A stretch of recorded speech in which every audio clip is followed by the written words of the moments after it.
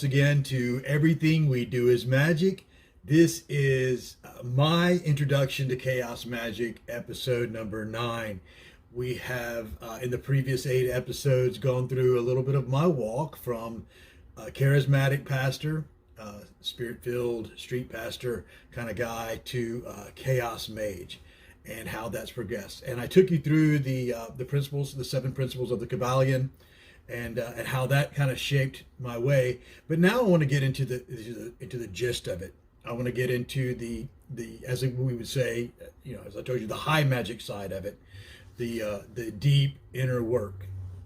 And because chaos magic is about manifesting by reprogramming our perspective, so that we embrace a perspective where we perceive anything to be possible.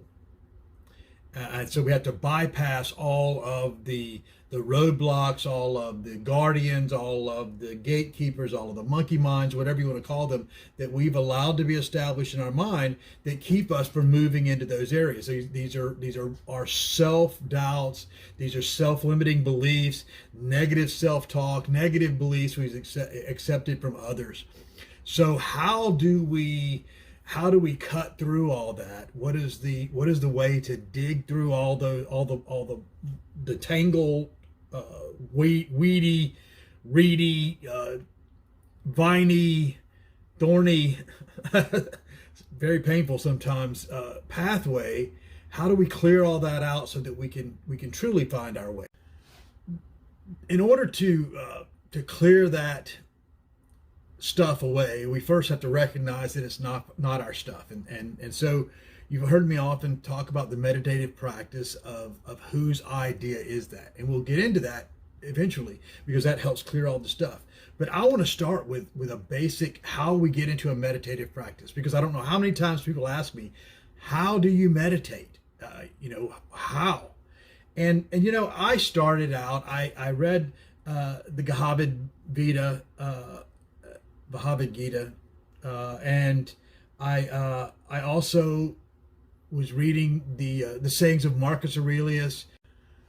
I read some of the writings of Khalil Gibran, and I read some of the writings of Confucius, some of the writings of the Buddha, and in all this, I never really got that deep thing that I needed to push me into a meditative state until I signed up for some classwork. In fact, as I said, I was enrolled in a high magic society, ready to become an acolyte and go through all the phases.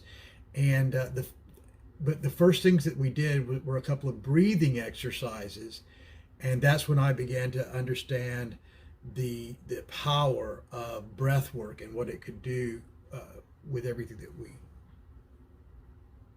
how breath work is the key to manifest. The majority of people on this earth breathe wrong. And you say, how can we breathe wrong? We know how to breathe. But the thing is they breathe from an automatic state. They don't think about their breathing. And so most people breathe shallow through the mouth, almost panting, and you see it. You see people walking around, you call them mouth breathers or whatever. But it's not just, there's people who breathe properly through their nose, but as soon as they get a little bit agitated or whatever, they begin to pant. Well, that's because panting it is our physiological response to fear.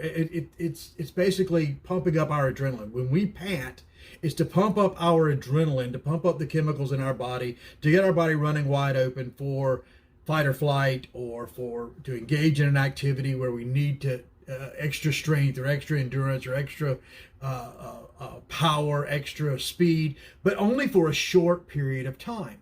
And what happens is if we continue to breathe in that pattern, it's almost like running your car engine at too many RPMs all the time. Eventually, you're gonna wear parts out, and things are gonna wear out.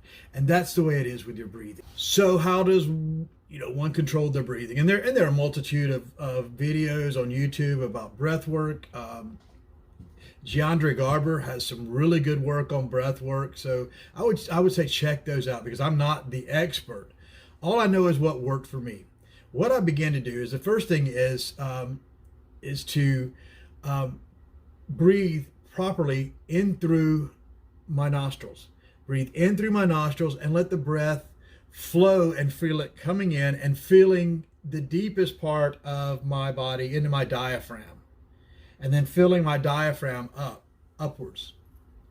And then when I release the air, I simply do it in the reverse fashion through the nostrils again. When I breathe outwards, I breathe from deep in my diaphragm, pushing the air up and out through my nostrils, so slowly and softly. Now, when I first began doing this, I could go like maybe 3 seconds on an inward breath and 3 seconds on an outward breath.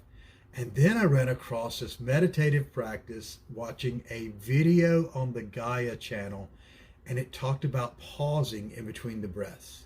That's the place, the place in between the breaths, because that's the place of absolute positive balance. It is the place of equilibrium, that there's no pressure of breath coming in, no pressure of breath coming out. It just is.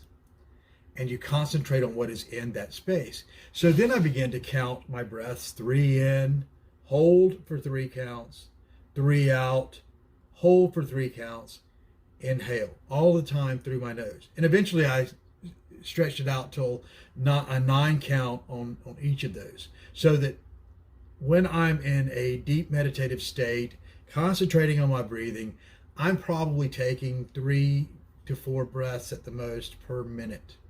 And in fact, I've gone extended periods of time where I've just forgotten to breathe when I was in that state, and I don't know whether I was breathing or not, because my mind went elsewhere. But yet I was still safe, because of course I was always in control. We always are in control. But this breath work has done miracles, not only for my magic manifestation, but for my physical health as well. I can dig, and you've seen videos of my other videos of our homesteading work, and I can dig a whole truckload of wood chips, one shovelful at a time. And I've counted them out. There's 360 to 450 shovelfuls in my truckload, and not breathe hard the entire time. Breathe, because my breathing is controlled. And if you can control your breath, you can control your magic. And this works because you're putting the physical realm under your control. It's been said that if one can manage or maintain their appetite, if one can control their appetite, that they can do anything. And breathing is probably the highest appetite that we have. Now, the amazing thing is, once I began to do this breath work, my magic took off.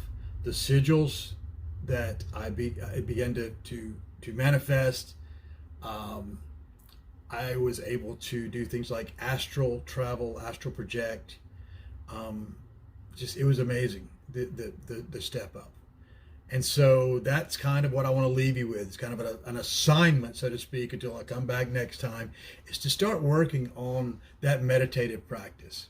And that's all you have to do in that meditative practice, is to watch your breath, to watch what your breath is doing. And next week when I come back, we'll look at how concentrating on your breath and basically shutting your active monkey mind off to all other functions opens the rest of your mind up to all these other perceptions and all the weird and wonderful things that you'll hear or see or taste or feel coming across your senses. Until next time, namaste.